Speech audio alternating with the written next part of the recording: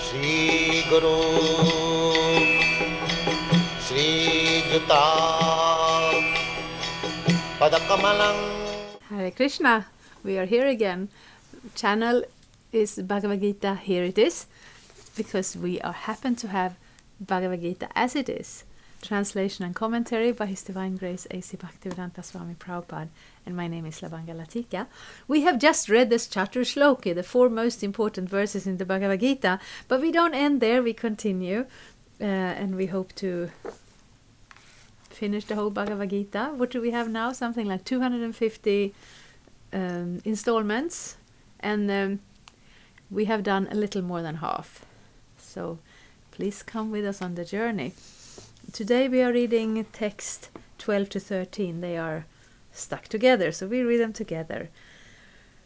Sanskrit. Arjuna vacha parang brahma parang dhama pavitrang paramang bhavan purushang shashvatang divyam adidevam ajang vibhum ahustvam rishaya sarve devarshir naradasthatha asito devalo vyasa svayang chaiva bravishime.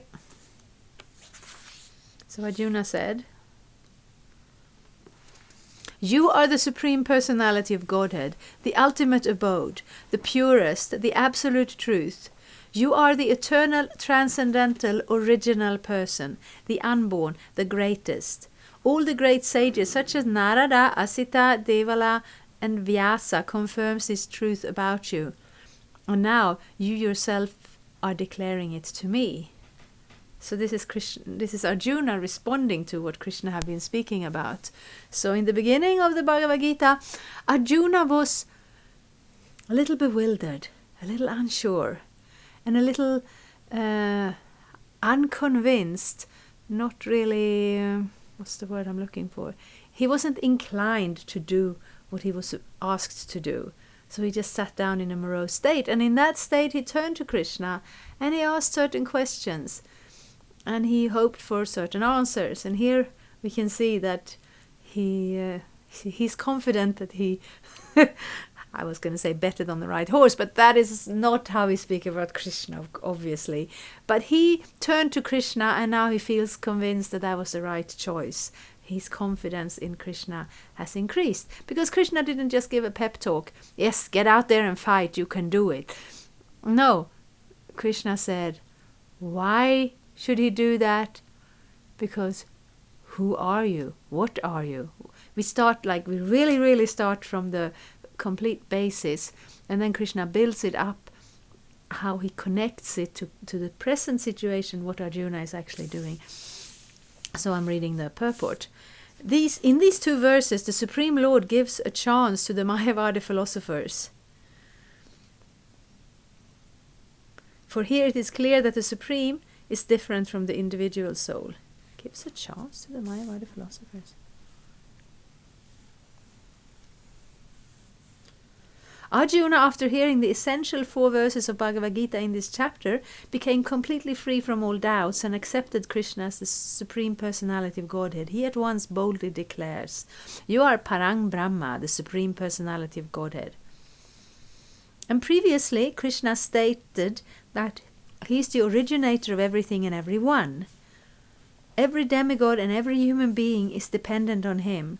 Men and demigods, out of ignorance, think that they are absolute and independent of the Supreme Personality of Godhead. That ignorance is removed perfectly by the discharge of devotional service. This has already been explained in the previous verse by the Lord.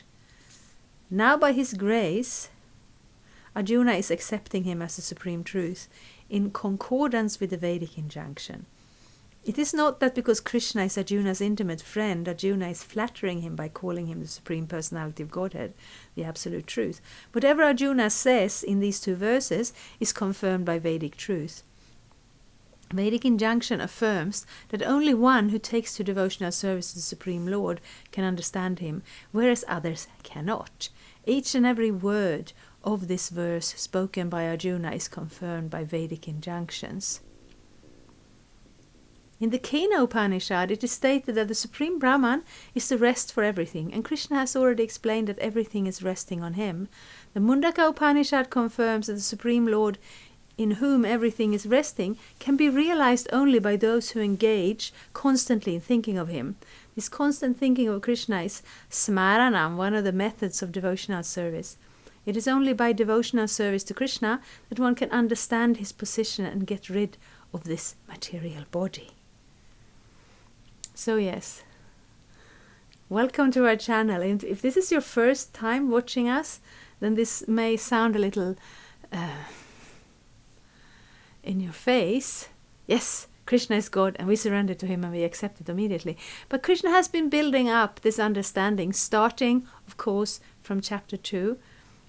The first chapter is more like linking us from the situation of the Mahabharata, the middle of this, the culmination of all the difficulties, culminating in a battle, and Arjuna being confused about what is his duty, why he would even do something like that.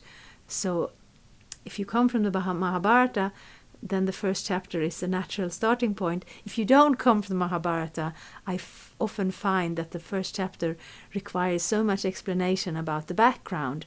But whereas when you enter into the second chapter, we enter into the philosophy, and we can enter that from any point, any angle, any culture, wherever we come from. The second chapter is quite easy to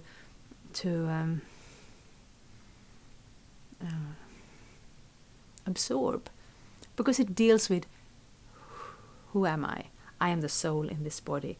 That is the first important point, because otherwise this whole spiritual philosophy will not be very interesting. If you identify with this body, if you believe that the satisfying the desire of my senses is the meaning of life and then I die and everything is over, then spiritual philosophy will not be very high priority in your life.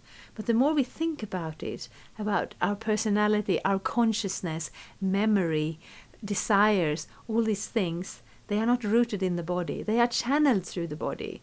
When we're in the body, and especially when we're in the bodily consciousness, in the identification of the body. But the second chapter lifts us up to that point. I'm not this body. Then in the fourth chapter, Krishna shows that as much as we are Brahman, spirit soul, there is a supreme Brahman from whom everything comes, in whom everything is resting, and that is actually Krishna. And Krishna, of course, anyone can say that. We have that. I've read that I don't know where it comes from, but some group, they have this meditation. I am everything. I am moving the sun and the moon. Yes, you are not moving the sun and the moon. If you decide that you want the sun and the moon to go backwards, it's not going to happen. So we're in this world. This world is consisting of the energy of Krishna. It is carried out under the instruction of Krishna, by the intelligence given by Krishna. And here we have a chance to test out different scenarios. It's a kind of virtual existence, really. And then when we get tired of all that virtuality and we want some real reality,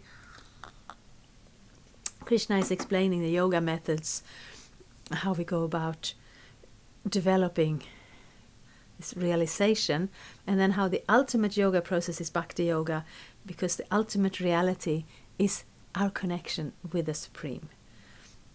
And here Krishna has been giving those 4 essential verses, which I hope you can find if you missed them, because they're very nice verses. And Arjuna is convinced now, and therefore he's responding in that way. That is also the Vedic tradition. Like nowadays, it's like philosophy is more or less a kind of, what do you call it, entertainment. You do the essential things, you work and you eat and you have a family or whatever. And then when you have some spare time, you can kind of juggle some philosophical concept because it feels good in the brain. But philosophy is meant to be a description of reality. And when Krishna is describing this reality, like, yes, I was coming to the point that in the Vedic culture, you learn something, you study something, you come in one school of thought, and then if you meet another philosopher, and also you're based in the Vedas, so the Vedic version is, the truth against which your understanding and theories are measured. And you meet another philosopher who is able to convince you with his way of referring to the Vedas, and with his logic and presentation. And when you're convinced, then you have to accept that and say, okay, I was previously holding these convictions, but you have convinced me, I will now follow that conviction. We don't see that nowadays because people are not serious. You know, you will throw some logic up and down, and even if you are not able to, of course, I can also say that I can meet somebody who's more clever with words, and I will still say, okay, your philosophical construction is stronger than mine, but I'm leaning on my spiritual master and on the Bhagavad-gita, and I still, even if I cannot express it myself, I have still heard arguments and concepts that are more convincing than your concepts. That is also honest, actually. But in general, you enter into a philosophical discussion because you are sincere, you are seeking the truth, and if the other person is able to convince you that their understanding is closer to the truth, you're happy to accept that. And that's what Arjuna is doing this verse. Yes, what you are saying is true, Krishna. And the sages are all confirming it. So you are that supreme Brahman. In the Vedas, the Supreme Lord is accepted as the purest of the pure. One who understands that Krishna is the purest of the pure can become purified from all sinful activities. One cannot be disinfected from sinful activities unless he surrenders unto the Supreme Lord. Arjuna's acceptance of Krishna as the Supreme Pure complies with the injunctions of Vedic literatures. This is also confirmed by great personalities, of whom Narada is the chief. And if we ever get to the Bhagavatam, we may not, I'm not sure. We will, most likely we will at least not be able to complete the Bhagavatam in this format, but we find that Narada Muni turns up everywhere, where something interesting is happening, where something important in the universe, especially if it's in a spiritual sense, Narada Muni will be there. And all these great sages, they will come back because they are very famous, because they are very connected to the Vedic truth and to Krishna. And in general, a book is there and you read it and you may or may not understand it, but when you have a person who is well versed in the truth, who can explain it and channel it, and you can connect to it through that person, then they become very famous. So these sages who are listed here, they are all very famous in that way. Krishna is the Supreme Personality of Godhead, and one should always meditate upon him and enjoy one's transcendental relationship with him. He is the Supreme Existence. He is free from bodily needs, birth and death. Not only does Arjuna confirm this, but all the Vedic literatures, the Puranas and histories. In the Vedic literatures, Krishna is thus described, and the Supreme Lord himself, who says in the 4th chapter, "Although I am unborn, I appear on this earth to establish religious principles." He is a supreme origin, he has no cause, for he is the cause of all causes, and everything is emanating from him. This perfect knowledge can be had by the grace of the Supreme Lord. So if we are serious about knowledge, then,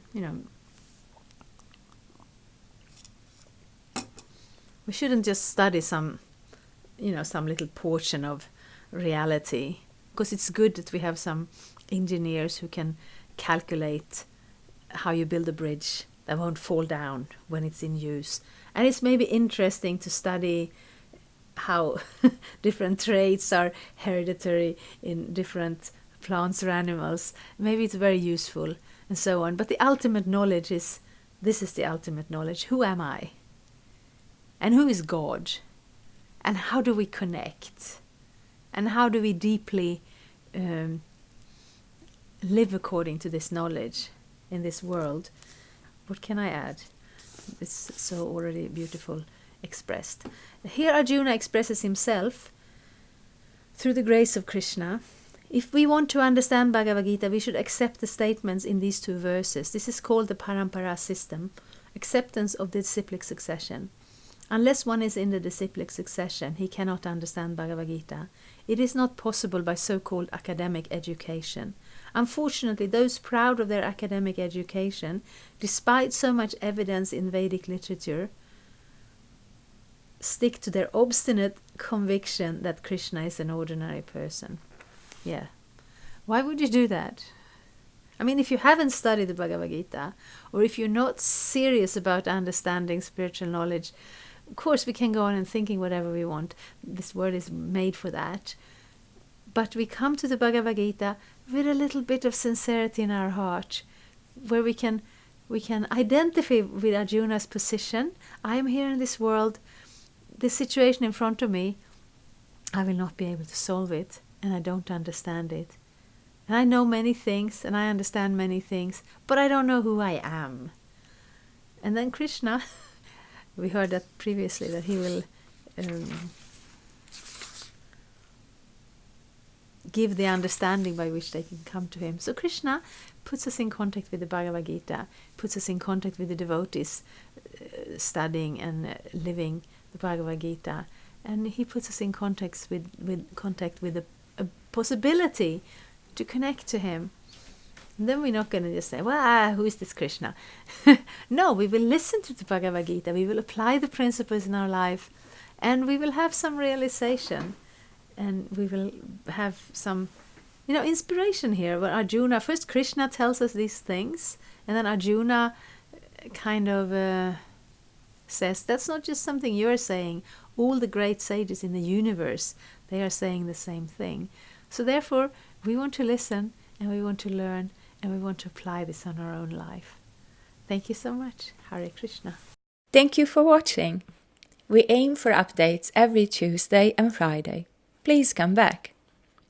If you have any questions or comments, please leave them down there.